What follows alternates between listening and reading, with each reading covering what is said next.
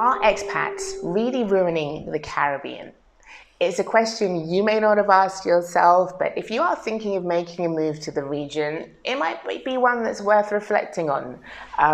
It's a question that I've had in the back of my mind, but the reason for today's video is that someone has emailed me saying, do you know what you're doing? Have you thought of the impact of mentioning the islands on YouTube? What impact will it have for young people and their ability to buy houses? What sort of people will it attract to the islands? And I've replied to that person in email form. I don't know where that question was coming from. But for those of you who perhaps haven't ever watched any of my videos or don't have any idea of what I'm like, I thought it was a pretty important question to answer. From my perspective, moving to the Caribbean isn't a decision that people should take lightly, as much as it has a reputation for being a chilled out, laid back, cocktail drinking destination. It's a real place where real people live, and there are issues that need to be addressed and contexts that people need to be aware of. And from my perspective, I've always been very explicit about that, but perhaps not quite clear enough. So in this video, I'm going to do a quick answer for any of you who might be worried that, listen, this chick just wants to bring shed loads of people to our beautiful places. She doesn't care. She's just about money grabbing and not really aware of the context, because that's not me. That's really not me. So before I go any further, for those of you who are new, I'm Zoe Smith, founder of the Expats Collective, a platform all about inspiring folks to make conscious, and I stress conscious, moves to the Caribbean. I'm originally from London, but my folks are from Grenada, and this is where I live. I relocated here in 2021. I am a Grenadian citizen, so I'm not really an expat, but yeah, I wasn't born here, but my ancestry is here for hundreds of years. Prior to that, Benin, Togo, Mali. So yeah, I come from a family, a heritage of people who emigrate. You get what I mean. And I guess that's kind of an interesting thing, is that, you know, Caribbean folks, we are probably we've experienced some of the biggest movements overseas. In the 1950s, thousands moved to the UK in search of a better life, and lured by the promises of the Queen that the streets were paved with gold and everyone would be earning very well. That proved not to be the case, but emigration is not an unfamiliar thing to folks from the Caribbean. So I find it slightly interesting that the level of pushback that often crops up from folks in the Caribbean and of Caribbean descent when it comes to the issue of immigration, because ultimately, as much as folks might want to dress it up at their expats, now you're an immigrant, mate. You move from one country to another. Your class doesn't change the fact that you are an immigrant. So yeah, the pushback that I've experienced around Caribbean communities in the UK, to recent waves of immigrants coming into the country, that pushback that I see in certain islands when it comes to Venezuelan immigrants coming. I guess I'm a lefty. I'm quite, neutral about borders. I'm not a nationalist. I'm very proud to be of Grenadian heritage, but I'm not a flag flying, ask no questions sort of person. I think, sometimes you need to sit and think really about what it is that you're opposing and why you're opposing it, and how would you like to be treated if you were in the same situation. So that's just my hands up as context for anything that I'm about to say.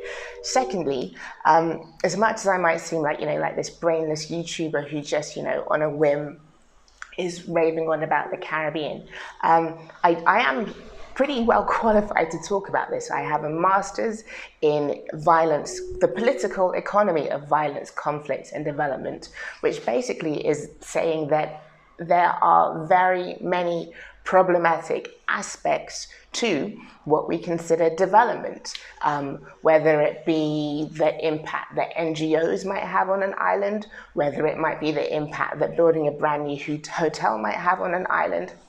There are political and economic consequences to things that many people assume are inherently good.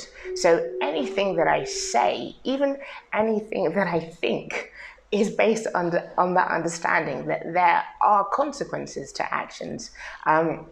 So for the question to be asked, have I considered the impact that talking about the region will have? Like, of course.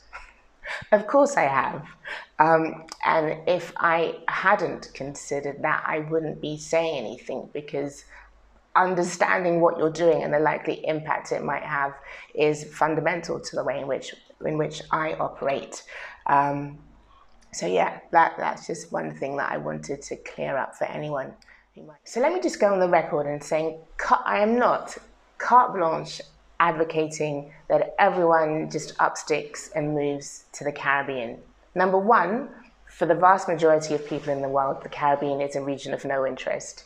And number two, I think from the very beginning, what I've been trying to encourage is folks of African descent, probably specifically of Caribbean descent, understanding that when it comes to relocating, which hundreds of thousands of folks within that category are considering, is that we have options.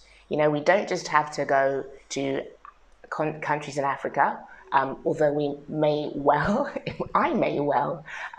We don't just have to move to Europe, which I have done. It's just really all of this started from a conversation of really just wanting to raise awareness that there are folks who are moving back to the Caribbean. You don't necessarily need to wait until you're retired to do so. But pretty much in every single interview, I think I've been very explicit in saying that the brain drain is real. The impact that it's had on the Caribbean is significant. And that's before the sort of economic, political effects of being former colonized dependencies is taken into account. So when it comes to whether you are someone of African descent or Caribbean descent, understanding that context, it does have some responsibility that's placed on your soldiers. It does have some responsibility in terms of the weight on your shoulders. I can't say the word shoulders. What I want to say is there's a weight placed on your shoulders to behave with a sense of duty and responsibility. From my perspective, anyone can do what they want, but in terms of the content that I'm putting out and the message that I feel that it's important to convey, with the privilege that comes from being raised in a so-called developed country, comes a duty to give back, or where you can, or at least to be aware of that in how you treat people, in what you do, and what your motivations are. I don't think I've ever wavered on that fact. I think I've actually been quite annoying in banging on about that. But I guess I need to do it a little bit harder. I absolutely think that folks from developed countries, folks of a certain class, folks of a certain level of education have a responsibility to behave, with consideration and benevolence when it comes to the ways in which they integrate themselves in the Caribbean. So that's point number 1, 2, I don't know, I've lost count. Bear with me, folks, but because as you can tell, I'm slightly, on one in this video.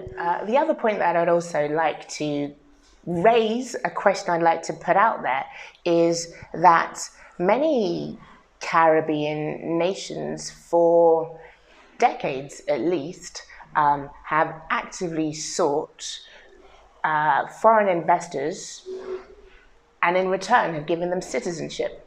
Generally, it's called citizenship by investment, but there are probably at least 5 islands in which this takes place, of which Grenada is one. In many instances, these citizenship schemes have gone to people with criminal records, people who are wanted in other nation states for crimes. Yet, these systems, this framework still exists. And yet, the governments which allow these frameworks in many islands are voted in again and again and again. So, while I fully support in a functioning democracy the right to critique anyone, perhaps some of this ire, some of this questioning, some of this discontent at the way in which the Caribbean is promoted and the direction in which it's being considered might be better placed towards your elected officials, you know? The issue of accountability and what we expect of people who govern for us really is one that I find interesting, especially in Grenada. I think, democracy, from my perspective, democracy isn't just about elections. It's not about what happens every 4 years. It's what happens in between. And if we're unhappy about things, why not hold the people who actually make decisions to account, not some random woman who happens to be posting videos on YouTube? And that's not me being flippant. I totally understand that I have a responsibility. And as I said before, that responsibility runs through me fully. But I also would wish that in addition to, commenting and emailing me, that more people, even if it was just like 10,000 people, if 10,000 people actively held their local politician to account in the same way that they do when it comes to commenting and, all the rest of it, I think the islands could be a pretty different place when it comes to democracy functioning well, and those who make decisions understanding that those who voted them in are holding them to account, are expecting responsibility, are expecting decisions to be made for the greater good and not just for the few. That's my little rant, but it has to be said. So the second point kind of follows on from that. The second question was, have you thought about the impact that your content will have on house prices and abilities for young people to purchase property? And specifically, I don't think I have thought about what the impact on property prices might be as a result of my videos. But I guess, I'm going to be totally transparent. I love doing these videos. I'm a journalist by training, so conversing and interviewing people comes naturally to me.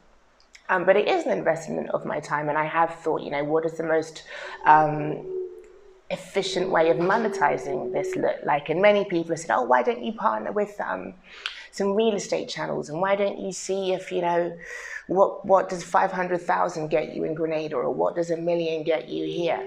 And I haven't gone down that route because I just don't find it particularly interesting, to be honest. Like, I'm not really about trying to get people to purchase property and buy into the system. If anything, I'm all about unplugging and getting as far as you can from banks and owing people anything. So yeah, that one struck me as particularly curious, as buying property isn't something that I've ever really spoken about or have any intention of considering. But kind of one of the points that I was making is that in terms of thinking about the impact, one of the things that I am keen to encourage is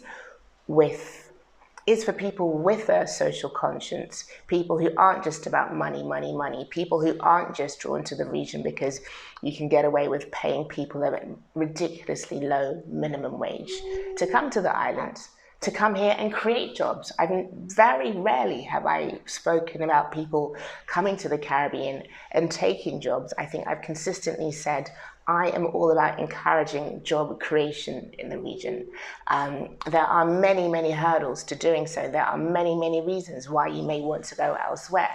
But for those of us who care about sustainable growth in the Caribbean, equitable growth in the Caribbean, overcoming those hurdles and creating opportunities specifically for youth who are having the most difficult time when it comes to rates of unemployment across the region, specifically within this time of pandemic. The opportunities are endless, and the impact is potentially positive. That side effect of job creation, of an ecosystem of thinkers and doers coming to the region. I think Barbados is an amazing place where the digital nomad visa has encouraged in many ways an influx of fresh blood, of fresh thinking to the island.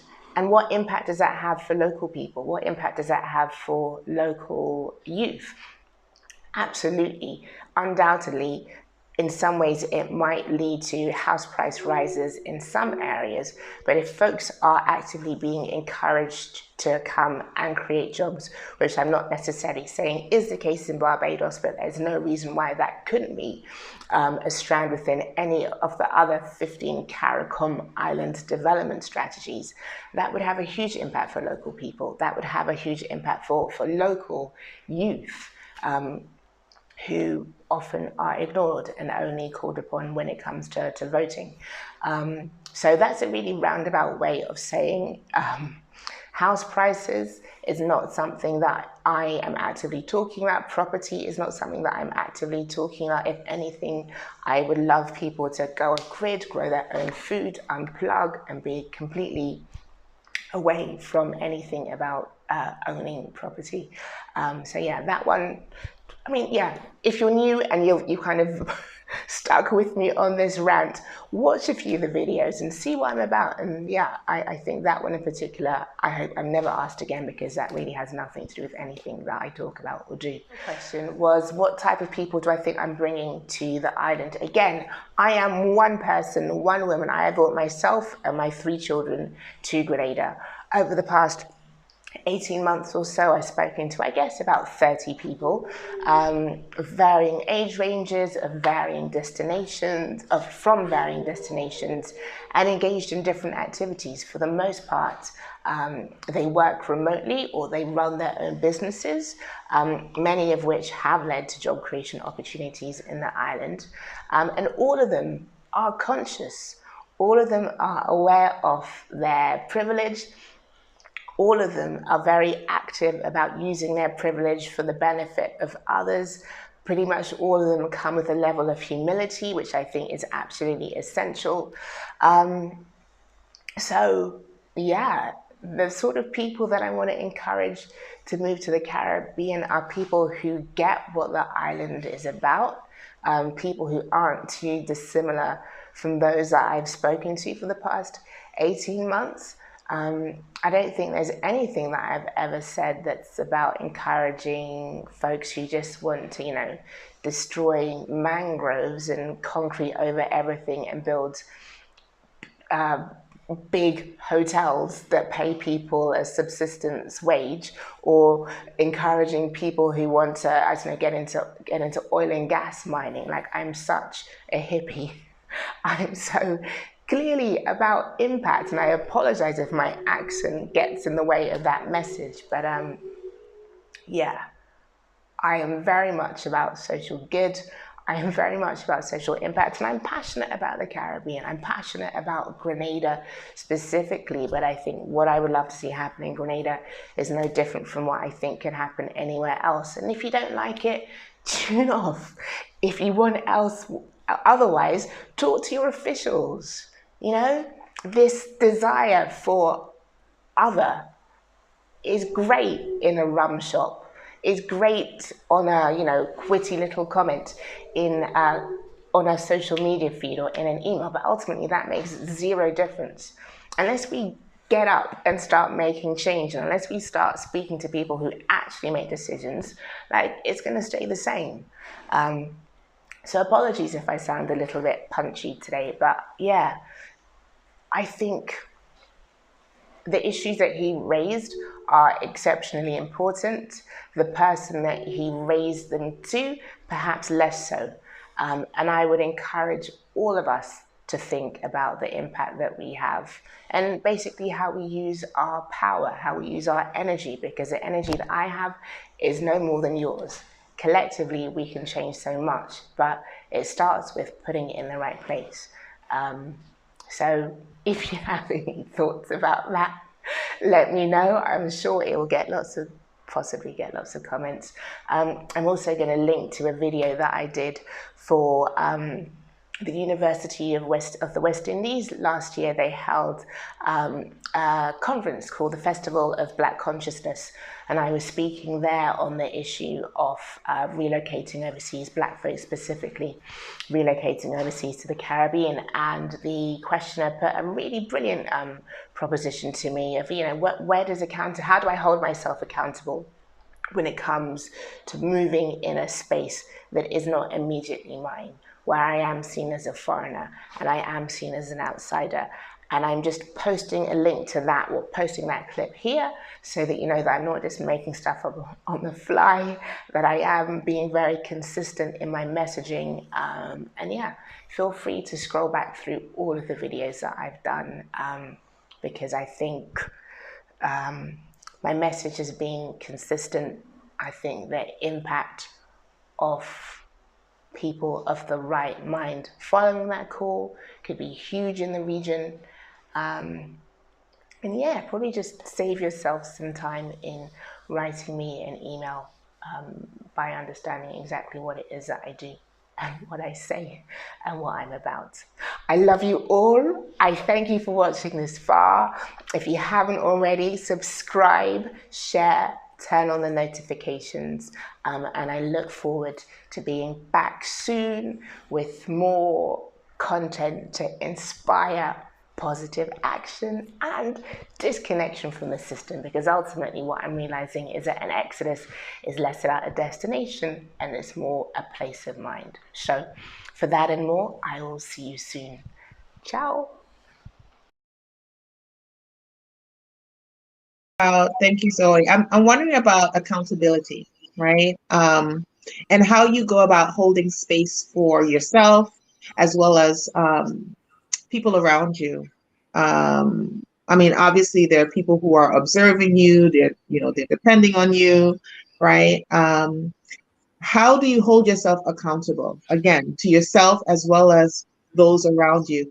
I hear folks say, "Oh, when folks move to other locations, uh, there's a question of whether or not they do research about where they're going, the spaces that they're entering, because the people who are there may feel a kind of way about you coming, right?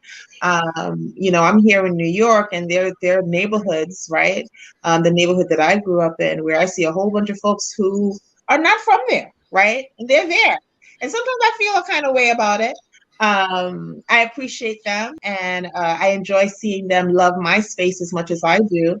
But there are also times when you feel a sense of ownership about your space and the fact that you have no say in who came into it, right? So how do you hold yourself accountable again to yourself as well as those around you, the folks who were in that space before you entered it? That's a beautiful question. I love that. Kevo, do you want to jump in, or shall I?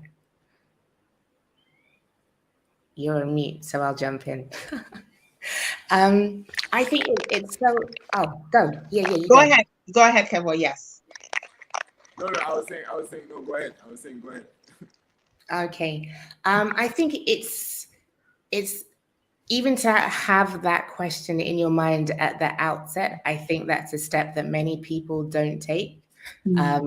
I see, no judgment intended, but I see many pictures of African Americans who've moved to Mexico and have basically just set up little enclaves in Mexico where it's not really clear, like, the interaction with the locals, understanding the privilege that they have in terms of class and economics with regards to those that they're interacting with. And I think probably British people are probably the worst for that, especially in the Caribbean, coming in with the mentality, we know better, you should do things our way, don't you know who we are? And I think maybe because I studied development from a quite a left-leaning angle, I'm very conscious of that. But I slip into it as well. Like, I came here with, this is what I want to achieve. But actually getting here, understanding that actually I just need to lean back and listen. And it's not so much about what I want to impose as to what's actually needed. And understanding, especially as someone from a so-called developed country, that there's actually a lot of decolonizing that I need to do of my own mind before I'm even ready to interact with people, is something that it's a process, but it's one that I constantly reflect on. And also, Grenadians are very good at putting me in my place. They're very good at being like, you're not from here. What Oh yeah. passport do you have? Hey, English, all that stuff. Oh And yeah. for me, what can I say? What can I say? That in some ways they're right, but I think my intention is good. It's not just about gain, it's about an exchange. Like I'm benefiting from being in this beautiful place. I definitely want to give back. And I think being aware that having a certain education, just my accent will get me access to places that people born and bred here don't have. And that's not because I'm any more deserving. People just make assumptions because of how I sound. And I think understanding that happens gives me a responsibility to use that access for something other than just personal gain. And humility. I think that will get you very far. Thank you. Thank you so much. There's so many things that you just said that I would like to even unpack more. You know, when you talk about language, privilege, responsibility, leaning back, and just giving homage to those who are there, as well as just kind of self-reflecting about the exchange and the connection. It's just wonderful. Thank you for your response.